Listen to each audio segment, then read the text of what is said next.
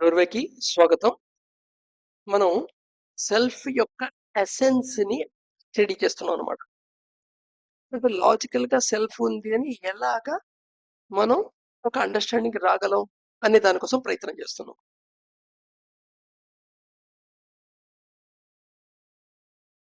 ఇప్పటిదాకా ఏం తెలుసుకున్నాం మనం? సో ఎజంప్షన్ చేసుకున్నాం, సెల్ఫ్ అంటూ ఉంది ఒక వాయిడ్. అది అది ఎంత సబ్టిల్ అంటే దేంతో తయారు చేయబడిందో అది మనం జ్ఞానేంద్రియాలు మనకి ఉన్నాయో వాటితో తెలిసేది కాదు, బట్ దాన్ని పర్సీవ్ చేయగలం, దాని యొక్క లక్షణాలు పర్సీవ్ చేయగలం. అంత సబ్టిల్ అది. బాడీ కంటే mind molecular body subtler, molecular body కంటే energy body subtler, energy body కంటే కాజువల్ బాడీ సబ్టిలర్, అంతకంటే సబ్టిల్ది అది. సో ఇక్కడ ఇంపార్టెంట్ క్యారెక్టరిస్టిక్స్ ఏంటంటే బ్లిస్ అనేది దాని క్యారెక్టర్, పవర్ఫుల్ అనేది దాని క్యారెక్టర్, ఇమ్మోర్టల్నెస్ అనేది ఎప్పుడు శాశ్వతంగా ఉంటాం అనేది దాని క్యారెక్టర్, అలాగే లవ్ అనేది, కంపాషన్ అనేది, ప్రేమ కరుణ అనేది, ఇవన్నీ దాని యొక్క క్యారెక్టర్స్. సో కానీ నీ యొక్క జనరల్ పర్సెప్షన్ లో ఇప్పుడు కూడా ఇదంతా ఏంటి, ఎజ్యూమ్ చేసుకోమని చెప్పాను. ప్రూఫ్ ఉంటే కదా మనం నమ్మగలిగేది. మనకు ప్రూఫ్ ఏంటి? మనకు లిమిటేషన్ ఉంది. నీ కళ్ళతో చూస్తేనే అది ప్రూఫ్, నీ చెవులతో వింటేనే అది ప్రూఫ్, నీ స్మెల్ తో చూస్తేనే ప్రూఫ్, నీ చర్మం టచ్ చేస్తేనే లేదా దాని టేస్ట్ చూస్తేనే ప్రూఫ్. కొన్ని సెన్సెస్ వాటి మీద ఆధారపడిన ప్రూఫ్ అనమాట. వాటన్నిటికీ పరిమితులు ఉన్నాయి. అంత కన్ను మొత్తం చూడలేదు, కొంత సైజు ఆబ్జెక్ట్ కంటే చిన్న సైజుని చూడలేదు, కొంత సైజు కంటే పెద్ద ఆబ్జెక్ట్ ని చూడలేదు. అలాగే చెవులు కూడా కొంత ఫ్రీక్వెన్సీ దాకా వినగలవు, కొంత ఫ్రీక్వెన్సీ కింద వినగలవు, కొంత ఫ్రీక్వెన్సీ పైన వినలేవు. వీటనికి ఒక రేంజ్ ఉంటుంది, ఆ రేంజ్ లో ఉన్నవే చూడగలం. సో అది లిమిటేషన్ అనుకోండి. ఆఫ్ కోర్స్ దాని బియాండ్ రేంజ్ లో ఉన్నవి కనుక్కోవడానికి రకరకాల ఇన్స్ట్రుమెంట్స్, మనిషి యొక్క లిమిటేషన్ తెలుసుకున్నవాడు దాని బియాండ్ ఉండడానికి కొత్త ఇన్స్ట్రుమెంట్స్ కనుక్కున్నాడు. అంటే మనం కళ్ళతో చూడలేని కిరణాలని, పరారుణ కిరణాలని గుర్తించే సెన్సర్స్ ఉన్నాయి. అలాగే యూవీ రేస్ కళ్ళతో చూడలేము, వాటిని గుర్తించే సెన్సర్స్ ఉన్నాయి. వాటికి ఆ ఇన్స్ట్రుమెంట్ కూడా మళ్ళీ కొంత రేంజ్ ఉంటుంది, ఆ రేంజ్ దాకే చూడగలం. ఇది వాస్తవం. So right. సో నీకు కనబడేది ఏమిటి అంటే నీ యొక్క బాడీ, నువ్వు పర్సీవ్ చేస్తున్న మైండ్. సో దేర్ ఫోర్ ఇవి నీకు ఉన్నాయని తెలుసు, యాక్చువల్ గా లోపల ఉందా లేదా అనేది సెల్ఫ్. సో నువ్వు దీన్ని సెల్ఫ్ కింద కన్సిడర్ చేస్తావు. ఇదే ఫస్ట్ ఇగ్నోరెన్స్ అని చెప్తుంటాడు. ఇగ్నోరెన్స్ ఏమిటంటే నీకు నిజమైన సెల్ఫ్ నువ్వు పర్సీవ్ చేస్తున్నావు అంటే ఆటోమేటిక్ గా ఇది విర్చువల్ అని అర్థమవుతుంది. విర్చువల్ ది సెల్ఫ్ అన్నంత కాలం, నీ బాడీ అండ్ మైండ్ నువ్వు సెల్ఫ్ అన్నంత కాలం నీకు మామూలు సెల్ఫ్ చూసుకునే అవకాశం ఉండదు. ఎందుకంటే దీన్ని ఆల్రెడీ నమ్ముతున్నావు కదా ఇదే సెల్ఫ్ అని. సో రైట్, ఈ సెల్ఫ్ కి ఒక స్ట్రక్చర్ ఫామ్ అవుతూ ఉంటుంది. సైకలాజికల్ స్ట్రక్చర్ అని చెప్తుంటాం మనం, అస్మిత అని చెప్పాను. సో ఈ సైకలాజికల్ స్ట్రక్చర్ ఏంటంటే ప్రతి విషయానికి ఒక పిక్చర్ కింద ఏదో ఫామ్ చేసుకుంటూ ఉంటుంది. సో ఆ పిక్చర్ మాడిఫై అవుతోంది అనుకో, ఆ పిక్చర్ తో నువ్వు ఐడెంటిఫై అవుతావు. ఐడెంటిఫై పిక్చర్ మాడిఫై అవుతుంది అనుకో, నువ్వు దాన్ని గుర్తించలేవు, నువ్వు ఒప్పుకోలేవు.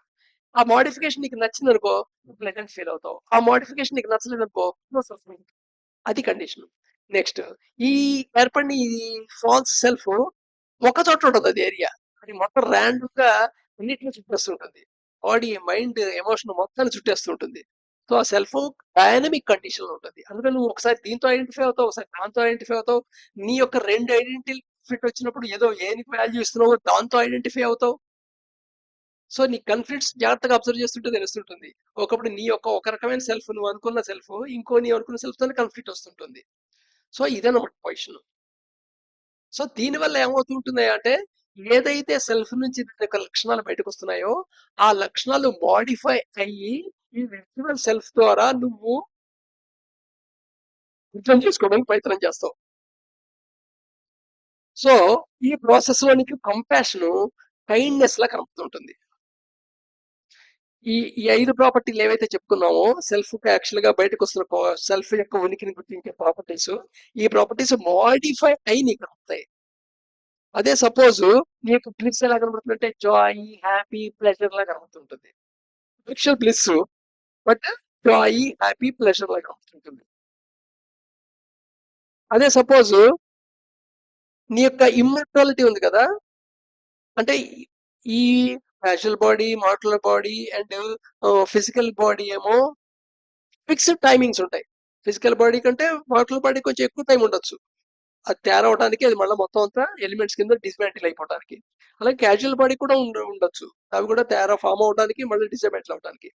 కానీ వాటి లైఫ్ స్పాన్ క్యాజువల్ బాడీకి చాలా ఎక్కువ, మాడ్యులర్ బాడీకి అంతకంటే తక్కువ, అంతకంటే తక్కువ ఫిజికల్ బాడీకి. ఫిజికల్ బాడీకి మనకు అంత తెలుసు, 100 ఏళ్ళు అని. సో ఎప్పుడైతే ఈ ఫిజికల్ అండ్ మెంటల్ బాడీతో ఈ సెల్ఫ్ కున్న క్యారెక్టర్స్ ఏవైతే బయటకు వస్తున్నాయో, ఆ ఉనికి చూపించే క్యారెక్టర్స్ అవి మేట్స్ అయిపోతాయి అన్నమాట. అంటే నీకు ఏదైతే బ్లిస్ ఉందో జాయ్, హ్యాపీ, ప్లెజర్ కింద కనబడుతుంది. నెక్స్ట్ అదే సపోజ్ ఇమ్మోర్టాలిటీ ఏమో నీకు సర్వైవల్ డిజైర్ లాగా కనబడుతుంటుంది. ఎందుకంటే ఈ రెండు అటాచ్ అయి ఉన్నాయి. గమ్మత్ ఏంటంటే ఒకటి శాశ్వతంగా ఉండగలిగేది, ఒకటి లిమిటెడ్ పీరియడ్ లో ఉండగలిగేది. ఒకదానికి పుట్టుకుంది, కొన్నాళ్ళు ఉంటుంది, తర్వాత మళ్ళీ డిస్మాంటిల్ అయిపోతుంది. ఏ మూల పదార్థాల నుండి ఏర్పడింది మళ్ళీ అదే మూల పదార్థాల కింద వెళ్ళిపోతుంది. మన శరీరం అంతే కదా, ఫుడ్ రూపంలో నువ్వు అన్నింటినీ తీసుకుంటావు, మళ్ళీ డెత్ అయిన తర్వాత మృతిలో కలిసిపోతుంది.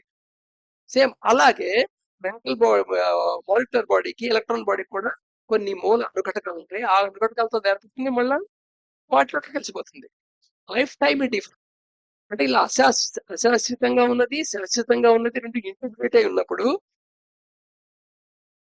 అది ఏదైతే ఇమోర్టల్నెస్ ఉందో అది నీకు సర్వైవల్ డిజైర్ లా కనబడుతుంది.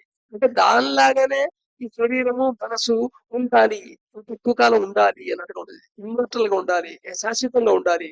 ఈ లక్షణం లేకుండా ఎవరికైనా ఉందా? శాశ్వతంగా బతకాలి, ఎక్కువ కాలం బతకాలి. అందరికి డెత్ వస్తుంది కానీ నాకు డెత్ రాదని డెత్ వచ్చేదాకా ఫీల్ అవుతున్నా ఉంటాం. సో ఈ సర్వైవల్ డిజైర్ అంటే కోరిక అంటాం కదా, సర్వైవల్ డిజైర్, బతకాలనే కోరిక. బతకాలనే కోరికతోనే అన్ని పనులు జరుగుతున్నాయి. నువ్వు బతకాలనే కోరికతోనే నువ్వు శ్వాసక్రియ చేస్తున్నావు, బతకాలనే కోరికతోనే అన్నం తింటున్నావు. బతకాలనే కోరికే పరాకాష్ఠ ఏమిటాయి అంటే కనీసం నువ్వు కాకపోయినా నీలో ఒక కణాన్ని బతికించుకోవడానికి ప్రయత్నం చేస్తావు. అదే సంతానం పొందుతాం అనేది. అలాగే ఏదైతే లవ్ ఉందో అది ఇన్క్లూజివ్నెస్ కింద, పర్ఫెక్షన్ కింద కనబడుతుంటుంది, ఇంటిమసీ కింద కనబడుతుంటుంది బయటికి. సో అలాగే ఏదైతే కంపాషన్ ఉందో అది కైండ్నెస్ కింద, ఎంపతి కింద, సింపతి కింద, హెల్పింగ్ నేచర్ కింద, హంబుల్నెస్ కింద ఇలా కనబడుతూ ఉంటుంది. అంటే యాక్చువల్ గా ఒక తెల్లటి కాంతి కిరణం వస్తుంది, నువ్వు రంగుటద్దంలో చూస్తే ఆ రంగులో కనబడుతుంది. ప్రపంచాన్ని మొత్తం ఎర్ర గ్లాసెస్ లో చూస్తే ఎర్రగా కనబడుతుంది కదా. అలాగా ఈ molecular body and physical body ద్వారా దాన్ని నువ్వు పర్సీవ్ అవటంలో అది ఇలా కనబడుతూ ఉంటుంది అనమాట. అలాగే నీకు పవర్ అయితే పవర్ఫుల్ నేచర్ ఉందని చెప్పాం కదా, ఆ పవర్ఫుల్ నేచర్ నీకు ఎలా కనబడుతుంది? డామినేషన్ చేయటం. సామాన్యంగా ప్రతివాడు ఏదో రకంగా వాళ్ళని డామినేట్ చేయడానికి ట్రై చేస్తుంటాడు రకరకాలుగా. At the same time do not want to be managed. Power ఉన్నవాడు ఎవడో ఇంకొకరితో మేనేజ్ చేయబడాలని కోరుకోడు. మనం కూడా ఎప్పుడు ఎవరితో మేనేజ్ చేయబడాలని కోరుకోం. అవసరం కొద్దీ మేనేజింగ్ లో ఉంటామేమో కానీ మామూలుగా ఇంకోళ్ళు మనని మేనేజ్మెంట్ చేయటం మనకి ఇష్టం ఉంది. ఎవరికైనా ఇష్టం ఉందా? ఒకసారి సెల్ఫ్ క్వశ్చన్ వేసుకొని ఆలోచించండి. అలాగే ఏదో విషయం డామినేట్ చేయడానికి ట్రై చేస్తూ ఉంటాం, ఒక విషయం కాబట్టి ఒక విషయంలో. అలాగే నిన్నెవరు నియంత్రించకూడదు అనుకుంటాం. ఎంత పరాకాష్ఠగా ఉంటుందంటే నీ మనసు నీ బాడీ నియంత్రించకూడదని బాడీ మైండ్ తో దెబ్బతింటుంది. నీ బాడీ నీ మనసుని నియంత్రించకూడదని చెప్పి ఇది కన్ఫ్లిక్ట్ అవుతూ ఉంటుంది. ఈ కన్ఫ్లిక్టే మనకి ఎలా కనబడుతుందంటే మైండ్ ఒప్పుకుంటే బాడీ ఒప్పుకోదు, బాడీ ఒప్పుకుంటే మైండ్ ఒప్పుకోదు అని కనబడుతుంటుంది. సో యాక్చువల్ సెల్ఫ్ యొక్క క్యారెక్టర్స్ నువ్వు పర్సీవ్ చేయటం ఆ గ్లాస్ లో డిఫరెంట్ గా పర్సీవ్ చేయడం జరుగుతుంది అనమాట. మళ్ళీ ఫర్దర్ చెప్పుకుందాం.